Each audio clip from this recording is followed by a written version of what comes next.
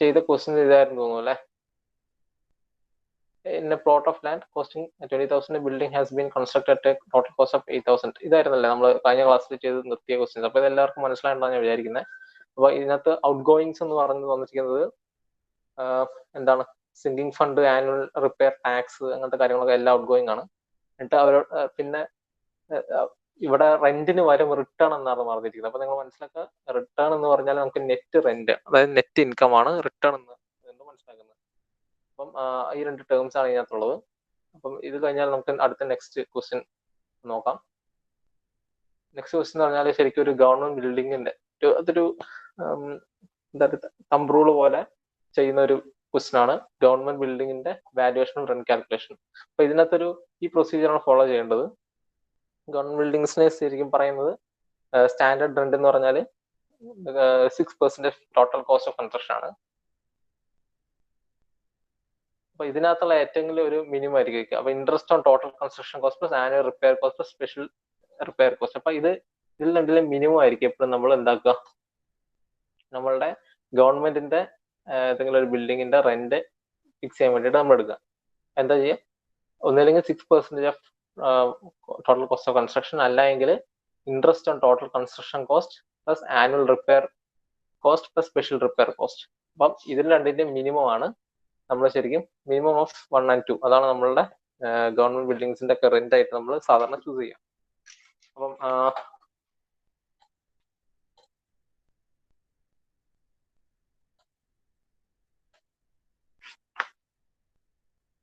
Basically നമുക്ക് അങ്ങനത്തെ ഒരു ക്വസ്റ്റ്യൻ ഉണ്ട്. ആ ക്വസ്റ്റ്യൻ എന്താ നമുക്ക് അതിൽ നിന്ന് വായിച്ചു നോക്കാം. ആ ക്വസ്റ്റ്യൻ വായിച്ചിട്ട് എന്താ മനസ്സിലാവുമെന്ന് നോക്കാം.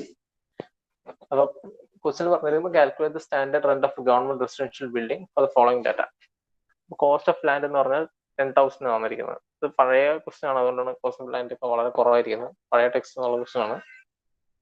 അപ്പം പറഞ്ഞിരിക്കുന്നത് എന്താണ്, cost of land 10,000, cost of construction of building 40,000, പിന്നെ cost of roads with compound and fencing 2,000. അതായത് റോഡുള്ള കൺസ്ട്രക്ഷനുള്ള കോസ്റ്റ്, പിന്നെ കോമ്പൗണ്ട് ഫെൻസിങ് അങ്ങനെ എല്ലാം കൂടി 2,000 ചിലവായി. പിന്നെ cost of sanitary and water supply 8% of building, 8% of cost of building. പിന്നെ cost of electric installation including fans 10%. പിന്നെ municipal tax 400 per annum, water tax 230 per annum, property tax 140 per annum. ഇതൊരു government residential building നമുക്ക് question തന്നിട്ടുണ്ട്. അപ്പൊ നമുക്ക് use ചെയ്യേണ്ടത് ഈ മെത്തേഡാണ്. അതായത് standard rent 6% of total construction cost standard റെന്റിന്റെ, അല്ലെങ്കിൽ രണ്ടാമത് പറയുന്ന interest on total construction cost plus annual repair cost plus special repair cost. ഇതിന്റെ രണ്ടും കാൽക്കുലേറ്റ് ചെയ്തിട്ട് ഇതിന്റെ മിനിമം ആയിരിക്കും നമ്മളുടെ റെന്റ് ആയിട്ട് നമ്മൾ ചൂസ് ചെയ്യേണ്ടത്. അപ്പോൾ ഈ ക്വസ്റ്റ്യൻ എങ്ങനെ പോകുന്ന നോക്കാം. ഇതിനകത്തെല്ലാം ഡീറ്റെയിൽസ് തന്നിട്ടുണ്ട്. ഞാൻ ഓരോന്ന് എക്സ്പ്ലെയിൻ ചെയ്യുന്നില്ല, എന്തൊക്കെയാണെന്നുള്ളത് പറയുന്നുണ്ട്. ലാൻഡിന്റെ കോസ്റ്റ്, ബിൽഡിങ്ങിന്റെ കൺസ്ട്രക്ഷൻ കോസ്റ്റ്, പിന്നെ റോഡ്സിന്റെയും കോമ്പൗണ്ട് ഫെൻസിങ്ങിന്റെയും കോസ്റ്റ്, പിന്നെ സാനിറ്ററി വാട്ടർ സപ്ലൈന്റെ കോസ്റ്റ്, ഇലക്ട്രിക് ഇൻസ്റ്റലേഷൻ, അതെല്ലാം ഇലക്ട്രിക് ഇൻസ്റ്റലേഷൻ വയറിങ് എല്ലാത്തിന്റെയും കോസ്റ്റ് 10% തന്നിട്ടുണ്ട്. പിന്നെ മുനിസിപ്പൽ ടാക്സ് എത്രയാണ്, വാട്ടർ ടാക്സ്, പ്രോപ്പർട്ടി ടാക്സ്, എല്ലാത്തിനെയും കുറിച്ചും പറയുന്നുണ്ട്. അപ്പൊ നമ്മൾ ഇതിനകത്ത് ചിന്തിക്കേണ്ടത് പറഞ്ഞാൽ there is no need of cost of land for the calculation of capital cost of the building. അപ്പൊ നമ്മൾ ലാൻഡിന്റെ കോസ്റ്റ് എടുക്കണ്ട, നമ്മൾ ജസ്റ്റ് നമ്മൾ കൺസ്ട്രക്ഷൻ കോസ്റ്റ് മാത്രം. കാര്യം എന്താണ്, നമ്മൾ റെന്റ് കാൽക്കുലേറ്റ് ചെയ്യുമ്പോൾ ഗവൺമെന്റ് ബിൽഡിംഗിന്റെ പറഞ്ഞിരിക്കുന്നത് 6% ഓഫ് ടോട്ടൽ കൺസ്ട്രക്ഷൻ കോസ്റ്റ് ആണ് പറഞ്ഞിട്ടുള്ളത്. അതിനുവേണ്ടി നമ്മൾ കൺസ്ട്രക്ഷൻ കോസ്റ്റ് മാത്രം എടുക്കാം. അതായത് ടോട്ടൽ കൺസ്ട്രക്ഷൻ കോസ്റ്റ് ആണ് വരിക. നമുക്ക് വന്നിരിക്കുന്നത് cost of construction of building 40,000 തന്നിട്ടുണ്ട്. പിന്നെ അതിന് പുറമെ വന്നിട്ടുള്ള പല കാര്യങ്ങളുണ്ട്. 8% സാനിറ്ററി വാട്ടർ സപ്ലൈ, ഇലക്ട്രിക് ഇൻസ്റ്റലേഷന്റെ എമൗണ്ട്, അങ്ങനെ പല കാര്യങ്ങളും തന്നിട്ടുണ്ട്. അപ്പൊ എന്താ നോക്കാം. അപ്പോൾ ഞാൻ എഴുതി തന്നെ കാണിക്കാം. അത് കുറച്ചും കൂടി എഫക്റ്റീവ് ആയിട്ട് വരിക എനിക്ക് തോന്നുന്നു, അല്ലെങ്കിൽ കൺഫ്യൂഷൻ വരും.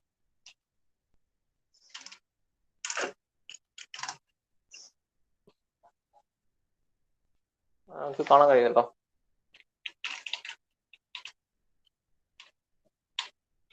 കാണാൻ കഴിയുന്നതാണ് ഞാൻ വിശ്വസിക്കുന്നത്. ഞാൻ ഇപ്പോൾ എഴുതി കാണിച്ചു തരാം.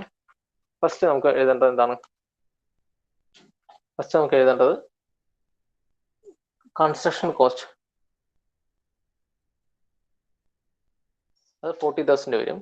പിന്നെ ടോട്ടൽ കോസ്റ്റ് വരും. കൺസ്ട്രക്ഷൻ ഓഫ് ഫെൻസസ് 2,000 വരും. പിന്നെ സാനിറ്ററി ആൻഡ് വാട്ടർ സപ്ലൈ 40,000 8%, അത് 3,200 വരും. പിന്നെ cost of installation including fan അത് 10% വരും.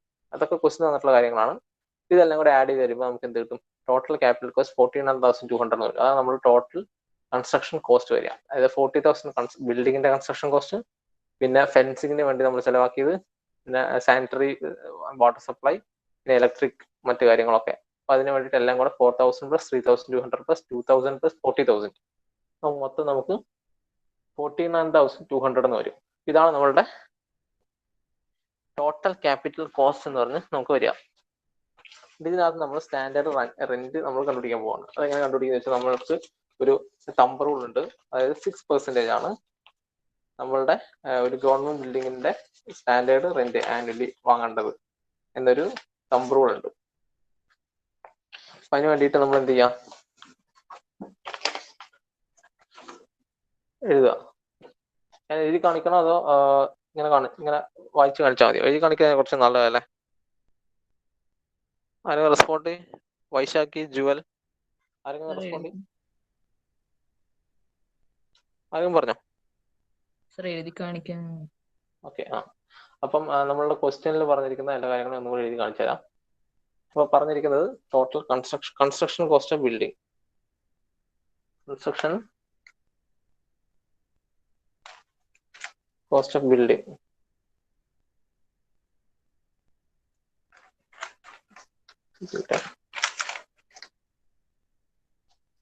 ഞാൻ ക്യാമറ വെച്ചിരിക്കുന്നത് ശരിയല്ല.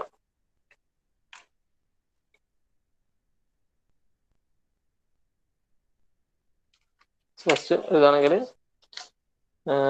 കൺസ്ട്രക്ഷൻ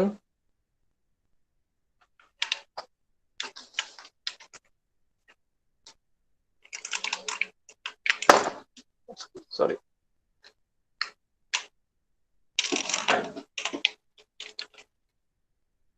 ഒരു മിനിറ്റ്, എൻ്റെ ക്യാമറ വെച്ചിരിക്കുന്നത് ശരിയല്ല. അതുകൊണ്ട്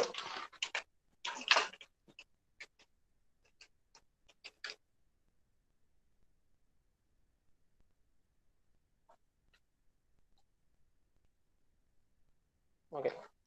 ഫസ്റ്റ് വരുന്നത് construction cost of the building.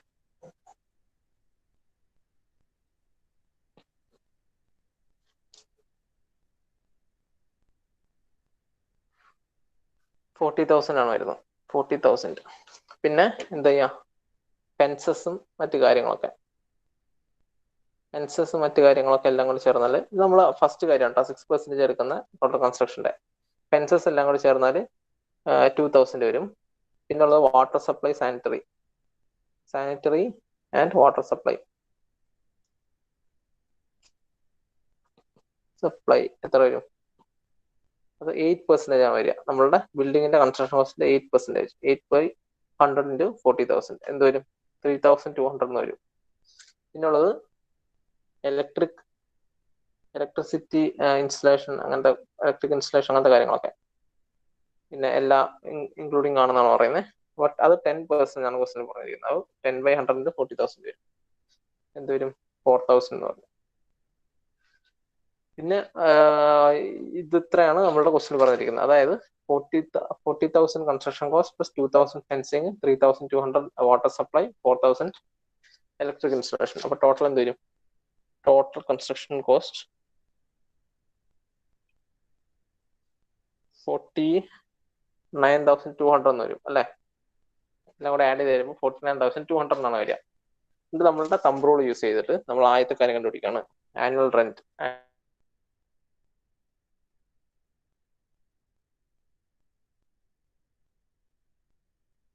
into 6% ആണ് നമ്മൾ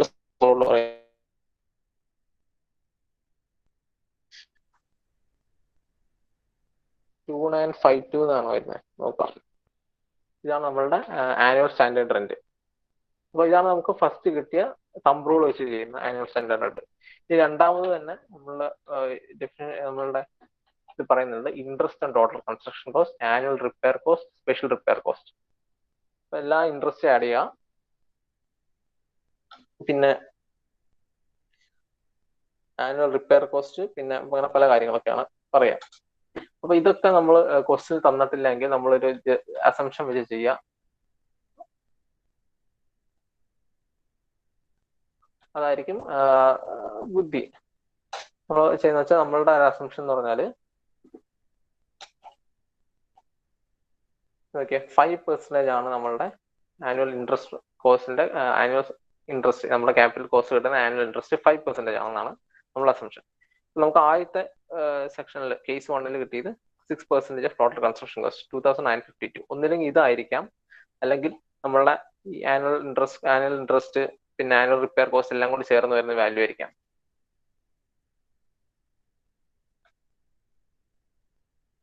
അപ്പൊ പിന്നെ ഓരോന്നിനും റിപ്പയർ കോസ്റ്റ് ആഡ് ചെയ്യാം, നമുക്ക് അങ്ങനത്തെ കാര്യങ്ങളൊക്കെയാണ് ചെയ്യേണ്ടത്. അപ്പൊ ആനുവൽ ഇൻട്രസ്റ്റ് 5% വരും. പിന്നെ അതിന്റെ കൂടെ annual repair cost of building and road 1.5% ആണ് അസ്യൂം ചെയ്യാം. പിന്നെ സാനിറ്ററി ആൻഡ് വാട്ടർ സപ്ലൈന്റെ റിപ്പയർ കോസ്റ്റ് 1% ആണ് നമ്മൾ അപ്ലൈ ചെയ്യുക. അതൊക്കെ കൺസ്ട്രക്ഷൻ കോസ്റ്റ് ഓഫ് ആ പർട്ടിക്കുലർ സാധനത്തിന്റെ മാത്രമാണ് കേട്ടോ. അതായത് ബിൽഡിങ്ങിന്റെ റോഡിനെ കൂടി ചേർത്താൽ 1.5% of construction cost of building and roads. പിന്നെ സാനിറ്ററി വാട്ടർ സപ്ലൈ ചേർത്താൽ 1% of cost of installation of sanitary works മാത്രം. പിന്നെ ഇലക്ട്രിക് ആണെങ്കിൽ 1.5% ഓഫ് ഇലക്ട്രിക് വർക്ക്സ് മാത്രം. പിന്നെ അതിന്റെ കൂടെ സ്പെഷ്യൽ റിപ്പയർ കോസ്റ്റ് എന്ന് പറഞ്ഞ കാര്യങ്ങൾ വരും. അപ്പൊ ഇതൊക്കെ നമ്മളുടെ ഈ ഡെഫിനേഷൻ ഇൻക്ലൂഡ് ചെയ്തിട്ടുണ്ട്. അതുകൊണ്ടാണ് നമ്മളൊക്കെ ആഡ് ചെയ്യുന്നത്. എന്തൊക്കെയാണ് interest and total construction cost, അത് 5% അസ്യൂം ചെയ്തു. പിന്നെ ആനുവൽ റിപ്പയർ കോസ്റ്റ് അത് ഓരോന്നിനും എടുത്ത് ചെയ്തു. ബിൽഡിംഗ് ആൻഡ് റോഡ്സിന് നമ്മൾ 1.5% എടുത്തു. പിന്നെ നമ്മൾ വാട്ടർ ആൻഡ് സാനിറ്ററി സപ്ലൈക്ക് നമ്മൾ 1% എടുത്തു. ഇലക്ട്രിക് റിപ്പയർ ആൻഡ് മെയിൻ്റനൻസ് കാര്യത്തിനൊക്കെ നമ്മൾ 1.5% എടുത്തു. പിന്നെ ഒരു സ്പെഷ്യൽ റിപ്പയർ കോസ്റ്റ് ഉണ്ടാവും. അത് നമ്മൾ എന്ത് ചെയ്യാന്ന് വെച്ചാൽ അത് നമ്മളൊരു അസംഷനിലൂടെ എന്താ ചെയ്യുന്ന വെച്ചാൽ 0.6% എന്തിന് ബിൽഡിംഗ് ആൻഡ് റോഡ്സിന്റെ 0.6%. അതിന്റെ ഈ ആൻസർ കിട്ടിയില്ലേ, ആനുവൽ റിപ്പയർ കോസ്റ്റ് അതിന്റെ 0.6% സ്പെഷ്യൽ റിപ്പയർ കോസ്റ്റ്. പിന്നെ അതുപോലെ സാനിറ്ററി വാട്ടർ സപ്ലൈ അത് മൊത്തത്തിന്റെ 3.5%. നെക്സ്റ്റ് ഇലക്ട്രിക്കിന്റെ 3.5%. ഇതാണ് സ്പെഷ്യൽ റിപ്പയർ കോസ്റ്റ് എന്ന് പറഞ്ഞ സാധനം വരുന്നത്. പിന്നെ നമുക്കൊന്ന് എഴുതി നോക്കാം എങ്ങനെ വരികയെന്നുള്ളത്. നമുക്ക് ഇപ്പൊ കിട്ടിയതെന്ന് വെച്ചാൽ ഫസ്റ്റ് കേസ് 1 ആണ്. നമ്മൾ 6% ആണ് നമ്മളുടെ ആനുവൽ റെന്റ് ആയിട്ട് നമ്മൾ എടുക്കേണ്ടത്. അതാണ് നമ്മളുടെ ഫസ്റ്റ് കിട്ടിയ വാല്യൂ. 2952 റുപ്പീസ് ആണ് നമ്മൾക്ക് ഫസ്റ്റ് കിട്ടിയ വാല്യൂ. ഈ രണ്ടാമത്തെ ഓപ്ഷൻ എന്ന് പറഞ്ഞാൽ എന്താ ചെയ്യുന്ന വെച്ചാൽ എന്ത് ചെയ്യാം, നമ്മളൊരു സെക്കൻഡ് കേസ് ആണ് കേട്ടോ. സെക്കൻഡ് കേസിൽ നമ്മൾ എന്ത് ചെയ്യും, സ്റ്റാൻഡേർഡ് ഇൻട്രസ്റ്റ് റേറ്റ് നമ്മൾ അസ്യൂം ചെയ്യും. സ്റ്റാൻഡേർഡ് ഇൻട്രസ്റ്റ് റേറ്റ്, അതായത് നമ്മളിത് ബാങ്കിൽ ഇട്ടിരുന്ന് കിട്ടുന്ന എമൗണ്ട്. ഇൻട്രസ്റ്റ് റേറ്റ് 5% അസ്യൂം ചെയ്യാം, വേണമെങ്കിൽ 6% അസ്യൂം ചെയ്യാം. ഇവിടെ 5% അസ്യൂം ചെയ്തു. ഇൻട്രസ്റ്റ് റേറ്റ് ഓൺ ക്യാപിറ്റൽ ആണ് കേട്ടോ. ക്യാപിറ്റൽ അതായത് നമുക്ക് നമ്മുടെ ചെലവാക്കുന്ന എത്ര തുകയുടെ 40,000 രൂപ നമ്മുടെ കൺസ്ട്രക്ഷൻ കോസ്റ്റ്. അതിന്റെ 40,000 പ്ലസ് ടോട്ടൽ കൺസ്ട്രക്ഷൻ കോസ്റ്റിന്റെ 5% ആണ് നമ്മളുടെ ഇൻട്രസ്റ്റ് കിട്ടുക ബാങ്കിൽ ഇട്ടാൽ. അപ്പൊ ഈ പൈസയൊക്കെ നമ്മൾ ബാങ്കിൽ ഇട്ടിരുന്നെങ്കിൽ കിട്ടേണ്ടുന്ന ഇൻട്രസ്റ്റ് നമുക്ക് റെന്റ് ആയിട്ട് കിട്ടണം. അതാണ് ഇവർ അസ്യൂം ചെയ്തിരിക്കുന്നത്. പിന്നെ നെക്സ്റ്റ് എന്ന് പറഞ്ഞാൽ എന്താണ് വരിക, റിപ്പയർ കോസ്റ്റുകളാണ് വരിക. റിപ്പയർ കോസ്റ്റ് ആദ്യത്തെ റിപ്പയർ കോസ്റ്റ് എന്ന് പറഞ്ഞാൽ ബിൽഡിങ്ങിന്റെ റോഡിന്റെ എന്തെങ്കിലും ഒരു മെയിൻ്റനൻസോ റിപ്പയർ നടക്കുകയാണെങ്കിൽ ബിൽഡിംഗ് ആൻഡ് റോഡ്സ് എന്ത് വരും, നമ്മളൊരു 1.5% എന്തിന്റെ ബിൽഡിങ്ങിന്റെ റോഡ്സിന്റെ കൺസ്ട്രക്ഷൻ കോസ്റ്റിന്റെ 1.5%. അപ്പൊ നമുക്ക് ഇത് കാൽക്കുലേറ്റ് ചെയ്ത് നോക്കാം എത്ര വരുന്നത്. അപ്പൊ നമ്മുടെ സ്റ്റാൻഡേർഡ് ഇൻട്രസ്റ്റ് റേറ്റ് ക്യാപിറ്റൽ ആണ്. നമ്മുടെ മൊത്തം ക്യാപിറ്റൽ എന്ന് പറഞ്ഞാൽ നമ്മൾ നേരത്തെ കാൽക്കുലേറ്റ് ചെയ്ത് വെച്ചിട്ടുണ്ട്. എത്രയാണെന്ന് പറയാം, 49,200 ആണ് നമുക്ക് മൊത്തം വരിക ക്യാപിറ്റൽ. അല്ലെ, അതായത് ഇത്രയും തുക നമ്മൾ ചെലവാക്കണം. ബിൽഡിങ്ങിന്റെ construction, fence, water supply, electric installation എല്ലാം കൂടി ചേർത്ത് 49,200. അപ്പൊ ഇതാണ് നമ്മുടെ ക്യാപിറ്റൽ ഇൻവെസ്റ്റ്മെന്റ്. ആ ക്യാപിറ്റൽ ഇൻവെസ്റ്റ്മെന്റിന്റെ 5% ആണ് നമ്മൾ ഇൻട്രസ്റ്റ് ആയിട്ട് നമുക്ക് ബാങ്കുകാർ തരാമെന്ന് വിചാരിക്കുക. അപ്പൊ അതിനേക്കാളും ആ എമൗണ്ടിൽ നമുക്ക് റെന്റ് ആയിട്ട് കിട്ടണമെങ്കിൽ എന്ത് ചെയ്യാം, അത് തന്നെ നമ്മൾ വാടകയായിട്ട് വെക്കേണ്ടി വരും. അല്ലെ, ഒന്നില്ലെങ്കിൽ നമുക്ക് ബാങ്കിലിടാം, അല്ലെങ്കിൽ നമുക്ക് ബിൽഡിംഗ് പണിയാം. ബാങ്കിലിട്ടാൽ ഒരു 5% ഇൻട്രസ്റ്റ് വരും. നമ്മൾ ബിൽഡിംഗ് പണിഞ്ഞാൽ ആ 5% നമ്മൾ എന്ത് ചെയ്യണം, റെന്റിലൂടെ നമുക്ക് കിട്ടാൻ ശ്രമിക്കണം. അപ്പൊ അതാണ് പറഞ്ഞിരിക്കുന്ന 5% ഇൻട്രസ്റ്റ് കോസ്റ്റ്. പിന്നെ അതിന്റെ കൂടെ വരുന്ന റിപ്പയർ കോസ്റ്റ് എല്ലാം നമ്മൾ നമ്മളുടെ ടെനൻസിന്റെ കയ്യിൽ നിന്ന്, ടെനൻസ് എന്ന് പറഞ്ഞാൽ അവിടെ താമസിക്കുന്നവരുടെ കയ്യിൽ നിന്ന് എന്ത് ചെയ്യുക, റെന്റ് ആയിട്ട് വാങ്ങിയെടുക്കണം. എന്നാലും നമുക്ക് ലാഭകരമായിട്ടുള്ളൂ. അപ്പൊ 49,200 ആണ് നമ്മളുടെ ടോട്ടൽ ക്യാപിറ്റൽ ഇൻവെസ്റ്റ്മെന്റ് വരിക. അതിന്റെ 5% ഇൻറ്റു 49,200 എന്ത് വരുന്നേക്ക് ആൻസർ വരുന്നത് 2,460 എന്നുള്ള ആൻസർ വരും. ഇതാണ് നമ്മളുടെ ക്യാപിറ്റലിന് വരുന്ന ഇൻട്രസ്റ്റ് കോസ്റ്റ് 5%. പിന്നെ വരുന്ന ബിൽഡിംഗ് ആൻഡ് റോഡ്സ്, ഇതിന്റെ 1.5% വരും. 1.5 ഇൻറ്റു ബിൽഡിങ്ങിന്റെ നമ്മളുടെ ലാൻഡിന്റെയും കൂടി കോസ്റ്റ് ആണ് വരിക, റോഡിന്റെയും കൂടി കോസ്റ്റ് ആണ് വരിക. ബിൽഡിംഗ് ആൻഡ് റോഡ്സിന്റെ കൺസ്ട്രക്ഷന് വേണ്ടിയിട്ട് എന്താ ചെയ്യാന്ന് വെച്ചാൽ 1.5% ഓഫ് ടോട്ടൽ എടുക്കണ്ട. അതായത് നമ്മളതിനകത്ത് നേരത്തെ കണ്ടുപിടിച്ച ഇലക്ട്രിസിറ്റി ഇൻസ്റ്റലേഷന്റെയും വാട്ടർ സപ്ലൈ ഇൻസ്റ്റലേഷൻ ഒന്നും എടുക്കണ്ട. ജസ്റ്റ് നമ്മൾ 40,000 പ്ലസ് ഫെൻസസിനൊക്കെ ചിലവായ ഫെൻസസ് ആൻഡ് റോഡ്സ് ഉണ്ടത്, ഫെൻസസും റോഡ്സിനും കൂടി ചിലവായ 2,000. അപ്പൊ 42,000 ആണ് നമ്മളുടെ അവിടുത്തെ ക്യാപിറ്റൽ കോസ്റ്റ്. അതെടുക്കുക. 1.5% ഓഫ് 42,000 വരും. എന്ത് വരും?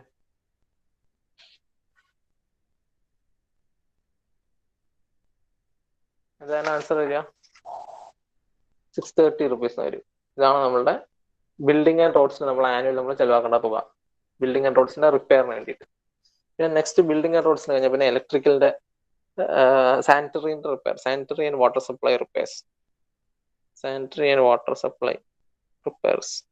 ഇതൊക്കെ റിപ്പയർ ആണോ? നമ്മൾ ആദ്യം ഇൻട്രസ്റ്റ് കാൽക്കുലേറ്റ് ചെയ്തു. നമുക്ക് കിട്ടുന്ന ഇൻട്രസ്റ്റ് എന്ന് പറഞ്ഞാൽ 5% നമ്മൾ കാൽക്കുലേറ്റ് ചെയ്തു. ബാങ്കിൽ നിന്ന് വരാൻ പോകുന്നത് അത് നമ്മൾ 49,200 നമ്മുടെ കയ്യിൽ ഉണ്ടായിരുന്നു. നമ്മൾ ബാങ്കിൽ ഇടുന്നതിന് പകരം നമ്മൾ എന്ത് ചെയ്തു? നമ്മൾ അതുകൊണ്ട് ബിൽഡിംഗ് ഉണ്ടാക്കി. അപ്പൊ നമുക്ക് ബിൽഡിങ്ങിന് 5% എങ്കിൽ നമുക്ക് എന്ത് വരണം? ഫൈനാൻസിന് ഇത് വാങ്ങണം. അതാണ് നമ്മൾ 5% ആണ് എടുത്തിരിക്കുന്നത്. പിന്നെ റിപ്പയർ കോസ്റ്റ് എന്ന് പറഞ്ഞാൽ എന്ത് ചെയ്യാം? റോഡ്സിന്റെയും ബിൽഡിങ്ങിന്റെ റിപ്പയർ കോസ്റ്റ് ആക്കി എടുക്കുക. റോഡ്സും ബിൽഡിംഗ് കൺസ്ട്രക്ട് ചെയ്യാനുള്ള എമൗണ്ടിന് 1.5%. പിന്നെ സാനിറ്ററി ആൻഡ് വാട്ടർ സപ്ലൈ ഒരു 1% എടുത്തിരിക്കുന്നു തോന്നുന്നു. 1/100 into sanitary and water supply cost നമ്മൾ നേരത്തെ കാൽക്കുലേറ്റ് ചെയ്ത് വെച്ചു, 3,200 അല്ലെ. അപ്പൊ 1% ഓഫ് 3,200 എന്തുവരും? 32 റുപ്പീസ് എന്ന് പറയും. പിന്നുള്ളത് നെക്സ്റ്റ് എന്ന് പറഞ്ഞാൽ ഇലക്ട്രിക് ഇൻസ്റ്റലേഷൻ റിപ്പയർസ്. എന്തെങ്കിലുമൊക്കെ റിപ്പയറുകളൊക്കെ വരികയാണെങ്കിൽ അതിന് വേണ്ടിയിട്ട് അത് എത്ര വരും എന്ന് വെച്ചാൽ അതൊരു 1.5% എടുത്തു. 1.500 ഇൻറ്റു ഇലക്ട്രിക് ആൻഡ് ഇൻസ്റ്റലേഷൻ റിപ്പയറിന് ചിലവായ 4,000 റുപ്പീസിന്റെ 1%. എത്ര വന്നു? 40 റുപ്പീസ് വന്നു. 40 റുപ്പീസ് ആണ്. 1.5 വരും. അപ്പൊ 60 റുപ്പീസ് വരും. അപ്പൊ ഇത്രയാണ് നമുക്ക് വരുന്ന കോസ്റ്റുകൾ എന്ന് വെച്ചാൽ ഫസ്റ്റ് നമ്മളുടെ റെന്റ്, ഇൻട്രസ്റ്റ് റേറ്റ് അത് നമുക്ക് തിരിച്ചു കിട്ടണം. അപ്പൊ അത് ആഡ് ചെയ്യണം. പിന്നെ അതിന്റെ കൂടെ എന്തൊക്കെ നമുക്ക് റിപ്പയറുകൾ വരും ബിൽഡിംഗ് പണിയുന്നുണ്ട്. അപ്പൊ ബാങ്കിലിട്ട് നമുക്ക് ബാങ്കിൽ റിപ്പയർ ഒന്നും വരില്ലല്ലോ. അപ്പൊ ആ പൈസ ഒന്നും പോകേണ്ട ആവശ്യമില്ല. പക്ഷെ എന്ത് ചെയ്യണം? ബിൽഡിങ് നമ്മൾ പണിഞ്ഞിടുമ്പോൾ അതിന് റിപ്പയർ നമ്മൾ തന്നെ മുടക്കണം. അപ്പൊ അതിന് വേണ്ടിയിട്ട് ആ ചെലവാകുന്ന തുകയൊക്കെ നമ്മൾ അവിടുത്തെ റെസിഡൻസിനെ നമ്മൾ വാടകയായിട്ട് വാങ്ങണം. 1.5% എന്തായി? ബിൽഡിംഗ് ആൻഡ് റോഡ്സിന്റെ റിപ്പയർ കോസ്റ്റ്, പിന്നെ സാനിറ്ററി ആൻഡ് വാട്ടർ സപ്ലൈന്റെ റിപ്പയർ കോസ്റ്റ് ഉണ്ട് 1%, പിന്നെ ഇലക്ട്രിക് ഇൻസ്റ്റലേഷന്റെ റിപ്പയർ കോസ്റ്റ് 1.5%. ഇത്രയും ഇൻസ്റ്റലേഷൻ കാര്യങ്ങളൊക്കെയാണ് വരുന്നത്. പിന്നെ ഇതിന്റെ കൂടെ ഒരു സ്പെഷ്യൽ റിപ്പയർ കോസ്റ്റ് എന്ന് പറഞ്ഞ ഒരു ആഡ് ചെയ്തിട്ടുണ്ട്. അത് നമുക്ക് ആഡ് ചെയ്യാം. സ്പെഷ്യൽ റിപ്പയർ കോസ്റ്റ് എന്ന് പറഞ്ഞാല് നമുക്ക് ചെലവായ കാര്യത്തിൽ നിന്നുള്ള ഓരോന്നിന്റെ repair cost. For example building and റോഡ്സിന്റെ ആണെങ്കിൽ നമുക്കൊരു 0.6% ആണ് നമ്മളുടെ സ്പെഷ്യൽ റിപ്പയർ കോസ്റ്റ്. അതിപ്പോ എന്തെങ്കിലും ഒരു അഡീഷണൽ ആയിട്ട് നമ്മൾ സേവ് ചെയ്ത് വെക്കുന്ന തുകയാണ് സ്പെഷ്യൽ റിപ്പയർ കോസ്റ്റ് എന്ന് പറഞ്ഞാൽ. ഇൻറ്റു 42,000 എന്ത് വരും നോക്കിയേ? 252 വരും. 252 ആണ് വരിക ബിൽഡിംഗ് ആൻഡ് റോഡ്സിന്റെ. പിന്നെ രണ്ടാമത്തെ സ്പെഷ്യൽ റിപ്പയറിംഗ് കോസ്റ്റ് എന്ന് പറഞ്ഞാൽ സാനിറ്ററി ആൻഡ് വാട്ടർ. അതായത് നമ്മളിതൊക്കെ അസ്യൂം ചെയ്യുന്ന കാര്യം കേട്ടോ. 0.6% സ്റ്റാൻഡേർഡ് ആയിട്ട് വേണമെങ്കിൽ എടുക്കാം. സാനിറ്ററി ആൻഡ് വാട്ടർ സപ്ലൈ ഇതൊരു ഗവൺമെന്റ് ബിൽഡിംഗ് വരുമ്പോൾ മാത്രം ഇങ്ങനെ ചെയ്താൽ മതി. അത് 3.5% ആണ് എടുക്കുന്നത്. 3,200 ആണ് നമുക്ക് സാനിറ്ററി ആൻഡ് വാട്ടർ സപ്ലൈക്ക് ചിലവായത്. അതിന്റെ 3.5% എന്ത് കിട്ടും? 1,112 കിട്ടും. പിന്നുള്ളത് ഇലക്ട്രിഫിക്കേഷൻ വർക്സിന്റെ അത് പറഞ്ഞിരിക്കുന്നത് അതും 3.5% ആണ് സ്പെഷ്യൽ റിപ്പയർ വർക്സ്.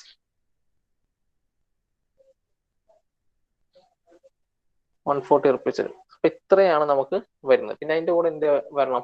2 ടാക്സുകളും വരണം. അപ്പൊ എന്ത് ചെയ്യാം? മുനിസിപ്പൽ ടാക്സ് ക്വസ്റ്റിന് പറഞ്ഞിരിക്കുന്നത് 400 റുപ്പീസ് ആണ്. പിന്നെ പ്രോപ്പർട്ടി ടാക്സ്. ഇത് ആർക്കൊക്കെയാണ് പേ ചെയ്യുന്നത് ഞാൻ നേരത്തെ പറഞ്ഞു. മുനിസിപ്പൽ ടാക്സ് നമ്മൾ പറയുന്നത് നമ്മളുടെ ബിൽഡിങ്ങിന്റെ ടാക്സ് ആണ് ശരിക്കും മുനിസിപ്പാലിറ്റിക്ക് കൊടുക്കുന്നത്. പ്രോപ്പർട്ടി ടാക്സ് നമ്മൾ കൊടുക്കുന്ന ആർക്കെന്നറിയാം?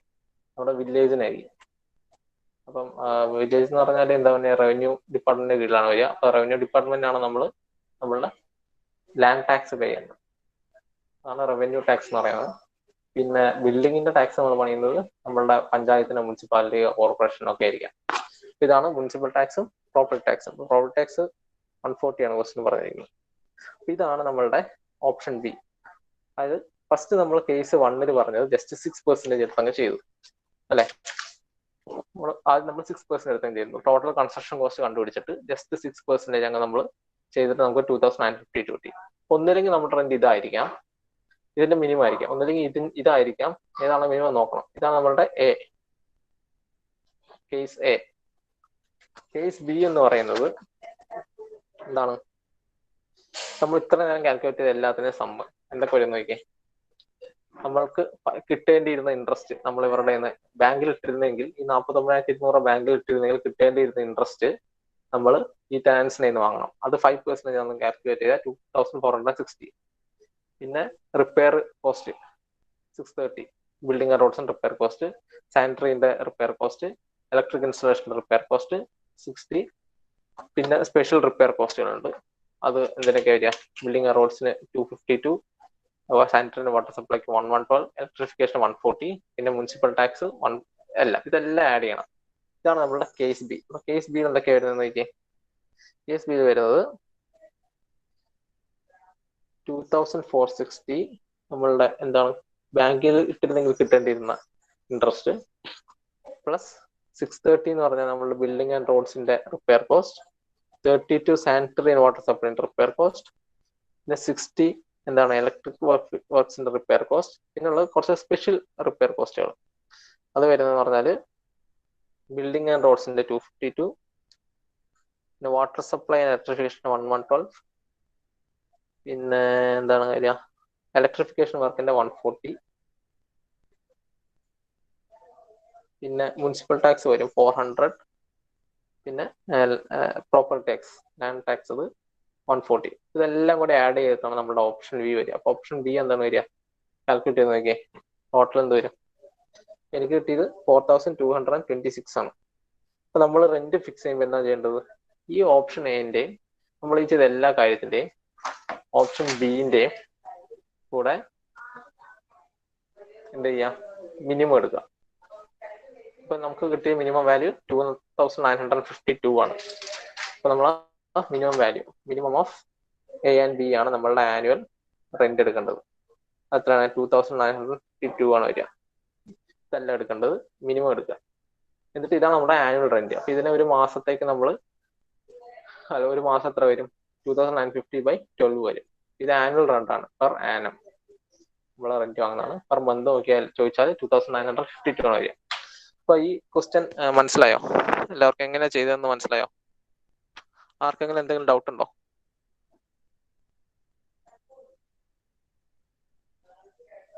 ഈ ക്വസ്റ്റ്യൻ ചെയ്തതിൽ ആർക്കെങ്കിലും എന്തെങ്കിലും ഡൗട്ട് ഉണ്ടെങ്കിൽ ചോദിച്ചോളൂ, ക്ലിയർ ആക്കാം.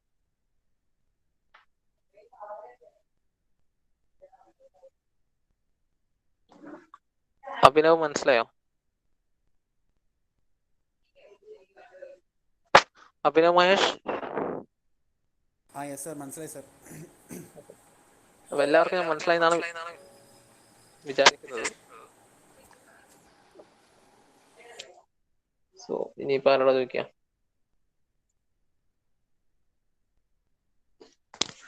ചൈതന്യ? ഞാൻ ഈ ചിലവരോട് ചോദിക്കാനുള്ള കാരണം എന്ന് പറഞ്ഞാൽ കൂടുതൽ അഭിനവിനോടും അരുണിമേനോട് ചോദിക്കാൻ കാര്യം അവർ അപ്പൊ തന്നെ റിപ്ലൈ തരും. അതുകൊണ്ടാണ്. പലരും അപ്പൊ തന്നെ റിപ്ലൈ തരുന്നില്ല കേട്ടോ. ചൈതന്യം ഉണ്ടോ? മനസ്സിലായോ? അപ്പൊ ഇങ്ങനെയാണ് നമ്മൾ ഒരു ഗവൺമെന്റ് പ്രോപ്പർട്ടിന്റെ നമ്മൾ റെന്റ് നമ്മൾ ഫിക്സ് ചെയ്യുന്നത്. അപ്പൊ നമ്മളുടെ ആ ക്വസ്റ്റ്യൻ നമുക്ക് കഴിയും. ആ ക്വസ്റ്റ്യൻ ആണ്. ഈ നോട്ട്സ് ഒക്കെ നിങ്ങളുടെ ഗൂഗിൾ ക്ലാസ് റൂമിലുണ്ട്, അത് അപ്ലോഡ് ചെയ്തിട്ടുണ്ട്. അപ്പൊ ഇതുണ്ടാ നമുക്ക് 2950 ആണ് മിനിമം കിട്ടിയത്. അതിനെ നമ്മൾ പെർ മന്ത് നമ്മൾ ചെയ്യുമ്പോൾ നമുക്ക് 246 പെർ മന്ത്. ഇത് എത്രയോ കൊല്ലങ്ങൾക്ക് മുന്നേ ഉള്ള ക്വസ്റ്റ്യൻ ഉണ്ടോ, അതുകൊണ്ടാണ് ഈ റെന്റ് ഒക്കെ വരുന്നത്. ഇപ്പൊ റെന്റ് ഒന്നല്ല എല്ലാവർക്കും അറിയാലോ സ്വാഭാവികമായിട്ടും. 60 കൊല്ലം പഴക്കമുള്ള ടെക്സ്റ്റ് എന്നൊക്കെയാണ് ഈ ക്വസ്റ്റ്യൻ എടുത്തിരിക്കുന്നത്. അതുകൊണ്ടാണ് ഇങ്ങനെ റെന്റ് വരുന്നത്. പിന്നെ ഇനി നമ്മൾ ചെയ്യുന്ന എന്ന് പറഞ്ഞാൽ വളരെ ഇൻട്രസ്റ്റിംഗ് ആയിട്ടുള്ള കാര്യമാണ്.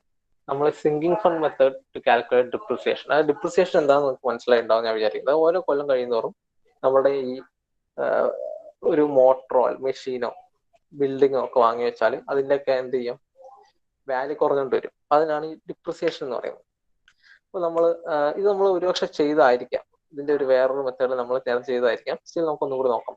ഈ സിങ്കിങ് ഫണ്ട് മെത്തേഡ് യൂസ് ചെയ്തിട്ട് എങ്ങനെയാണ് നമ്മൾ ഡിപ്രിസിയേഷൻ കാൽക്കുലേറ്റ് ചെയ്യുന്നത്.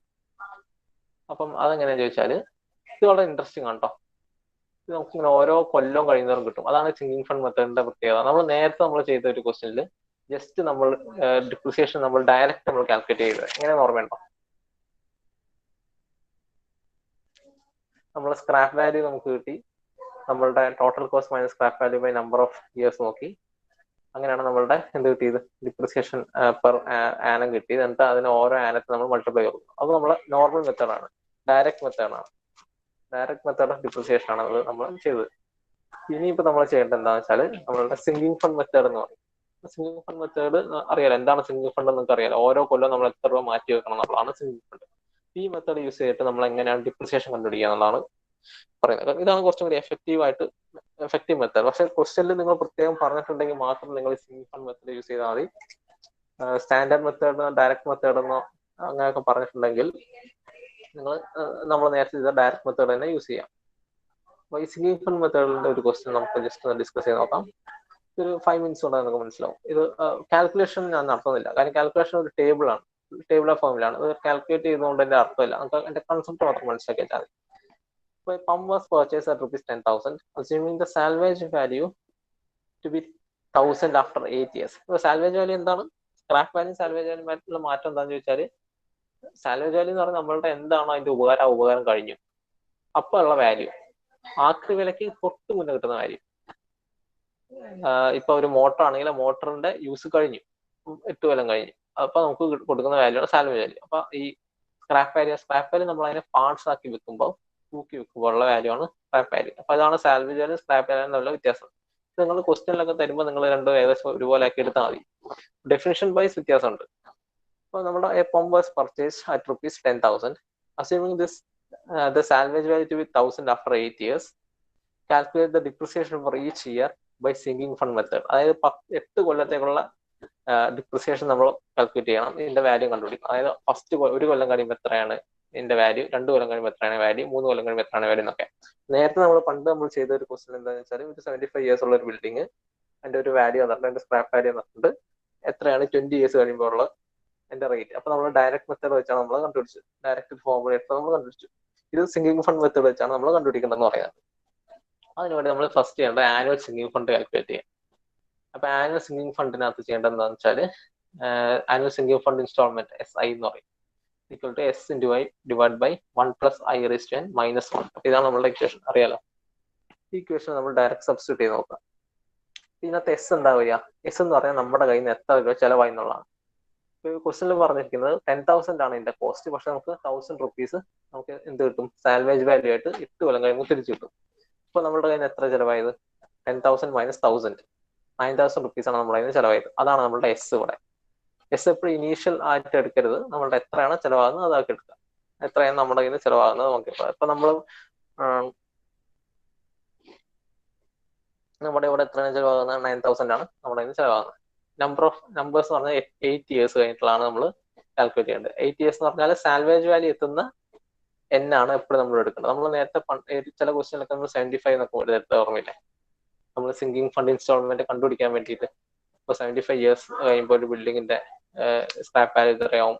അപ്പൊ നമ്മൾ എത്രയാണ് സിങ്കിങ് ഫണ്ട് ഓരോ കൊല്ലം മാറ്റി വെക്കേണ്ടത്, ഇൻസ്റ്റാൾമെന്റ് എത്രയാണെന്ന് കണ്ടുപിടിക്കാൻ വേണ്ടി N എന്താണെന്ന് വെച്ചാൽ എത്ര കൊല്ലം കൊണ്ടാണ് നമ്മുടെ യൂസ്ഫുൾ പീരീഡ്, അതാണ് N എന്ന് പറയുന്നത്. N എന്ന് പറഞ്ഞാൽ യൂസ്ഫുൾ പീരീഡ് ആണ്. അത് ഇവിടെ 8 years ആണെന്നാണ് പറയുന്നത്. അത് കഴിഞ്ഞ പിന്നെ സാൽവേജ് വാല്യൂ ആയി. ഇൻട്രസ്റ്റ് പറയുന്നുണ്ട്, take the rate of interest as 8%. 8% ആണ് നമ്മൾ എന്ത് കിട്ടുക നമുക്ക് ഈ സിങ്കിങ് ഫണ്ട് ഇൻസ്റ്റാൾമെന്റ് നമ്മൾ ഓരോ കൊല്ലവും നടത്തുന്ന ഇൻസ്റ്റാൾമെന്റിന് നമുക്ക് കിട്ടുക. നമ്മളിപ്പോ ചിലപ്പോൾ ഒരു മാസം എത്ര രൂപ നമ്മൾ ചെലവാക്കുന്നത്, അതിൽ ഇൻട്രസ്റ്റ് വെച്ച് ബാങ്കുകാർ നമുക്ക് വരും. ആ ബാങ്ക് ഇൻട്രസ്റ്റ് ആണ് നമുക്ക് 8% വരുന്നത്. മനസ്സിലായോ? അതായത് 8 years കഴിയുമ്പോൾ നമുക്ക് മോട്ടോർ മാറ്റി വെക്കണം, പമ്പ് മാറ്റി വെക്കണം. ഈ പമ്പ് മാറ്റി വെക്കുന്ന സമയത്ത് എന്ത് ചെയ്യാം, നമുക്ക് ഓരോ കൊല്ലം നമ്മൾ ഇത്രയോ തുക, എത്രയോ എക്സ് എന്ന് പറഞ്ഞൊരു എമൗണ്ട് നമ്മൾ ഡിപ്പോസിറ്റ് ചെയ്താൽ നമ്മൾ ബാങ്കുകാർ നമുക്ക് 8% ഇൻട്രസ്റ്റ് തരും. ഓരോ കൊല്ലം നമ്മൾ ഡിപ്പോസിറ്റ് ചെയ്യുന്നത്, അതാണ് നമ്മളുടെ ഇൻട്രസ്റ്റ് റേറ്റ് 8%. എന്നിട്ട് നമ്മൾ ഡയറക്റ്റ് നമ്മൾ ഇക്വേഷൻ ഇട്ട് കൊടുക്കാം സിങ്കിങ് ഫണ്ട്, അതായത് S×I/1 + I⁻n−1. അപ്പൊ 9000 ആണ് നമ്മളുടെ എസ്, നമ്മളുടെ എത്ര ചെലവായി എന്നുള്ളത്. 8% ആണ് നമ്മളുടെ ഇൻട്രസ്റ്റ് റേറ്റ്. പിന്നെ 1 + I⁸ നമ്പർ ഓഫ് ഇയേഴ്സ് -1 എന്ത് കിട്ടും? 846 rupees ആണ് നമ്മളുടെ ആനുവൽ ഇൻസ്റ്റാൾമെന്റ് വരിക. അതായത് ഓരോ കൊല്ലം നമ്മൾ 846 രൂപ വെച്ച് നമ്മൾ ഇൻസ്റ്റാൾമെന്റ് വരും. അപ്പൊ ഇതേ കാര്യമാണ് നമ്മൾ എന്ത് ചെയ്യുക, ഈ സെയിം മെത്തഡോളജിയാണ് നമ്മൾ ഡിപ്രിസിയേഷൻ കണ്ടുപിടിക്കാൻ വേണ്ടി ചെലവാക്കുക.